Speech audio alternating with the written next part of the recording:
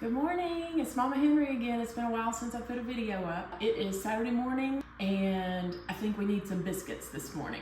And also you're gonna find out that biscuits are a building block for a lot of other things you wanna do in your kitchen. So the first thing, I highly recommend a 10-inch cast iron skillet. You wanna preheat your skillet in the oven. I've got the oven preheated to 450. This is cold, so I'm gonna put it in there and it's gonna preheat while we make the biscuit dough.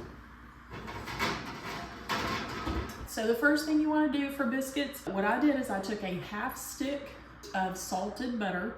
I don't do unsalted butter, okay? And melted it, and I like to let it sit and cool. From here, we add our buttermilk.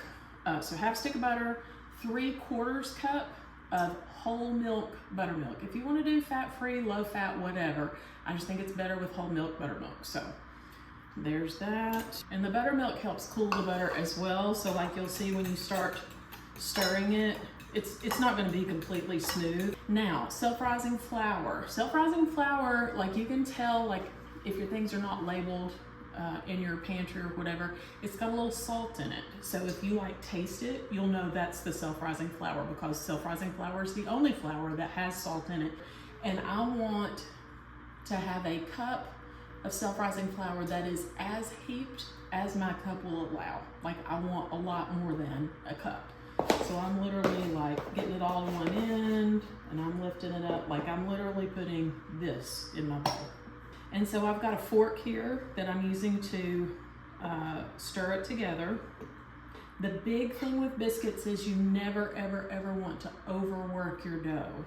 And so when I'm stirring here and it has come together, it'll be kind of wet and kind of shaggy looking. So hopefully you can see that. I'll put that next to the light.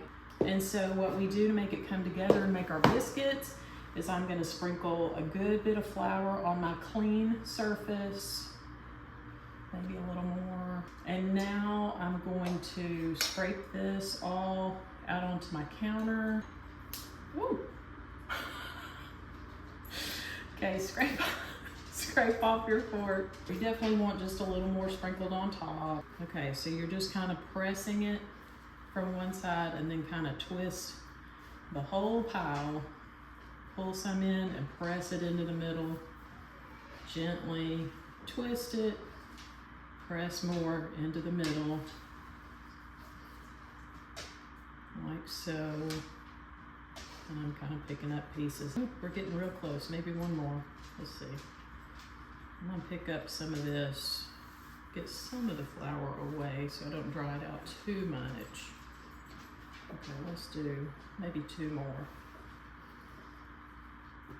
And then from there, I'm gonna flip it over so the smoothest side is up. And you can kind of tuck in any more loose pieces. We're not gonna use a rolling pin, we're using our hands. So I'm just gonna gently pat it out until it's about, I don't know, 3/4 of an inch, maybe an inch thick, something like that. You can kind of see that. Hopefully you can kind of tell how thick it is. This one's probably like a 2.5, 3-inch biscuit cutter, made with love, so it's perfect.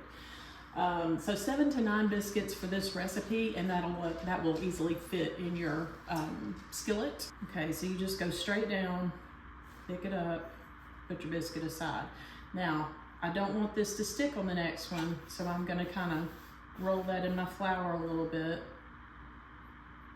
Straight down, set your biscuit aside. And you're trying to get as many as you can out of this first roll, because once that first roll is over, subsequent biscuits will have to be reshaped, which is more working of your dough. I kind of hate that yeah, it's worth it. This one's gonna be a little bit awkward or small to get me 5. Now I'm taking all the pieces left, gently kind of stack them together, press them down again. I'm gonna try to shape this time to be about the same thickness, but long enough to make 2 biscuits out of it. So I'll get my 7, and then I won't have any scraps. Might not even have any scraps, maybe.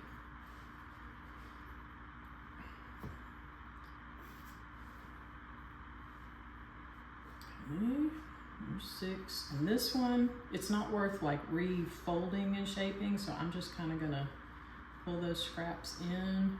We'll have one ugly biscuit and I guarantee it's still gonna taste fantastic. So we got 7 out of it this time. If you want more, just squish it flatter before you cut them, and then you'll have more, depending on how many people you're feeding. Okay, so our pan has preheated and we're gonna put our biscuits in.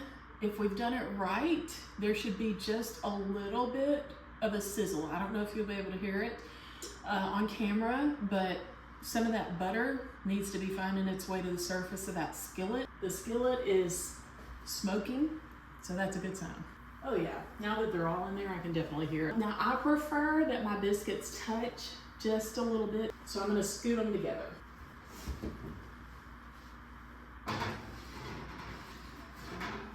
I like to set the timer for about 8 minutes, and then at that point, we're gonna brush melted butter on top. So I'm gonna go ahead and microwave the butter. So we pull them out of the oven, and so they've started to rise. You can see kind of the little cracks and everything in the sides. That's a good sign. Got a lot of good sizzling now. So this is about 2 tablespoons, again, of salted butter. I think it gives them some good color. Back into the oven for maybe 3 or 4 minutes.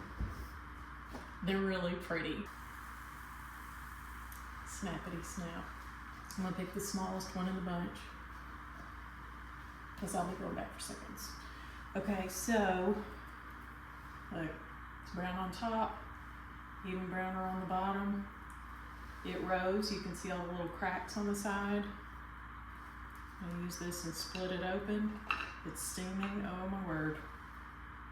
It's gonna be so good. Now, if you're just eating a biscuit, best things to put on it, you could just do butter. Butter's really good.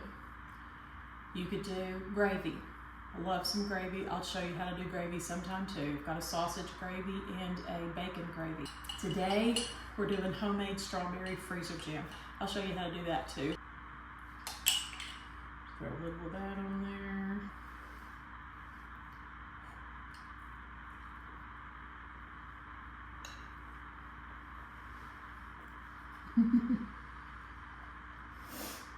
It's a good ride.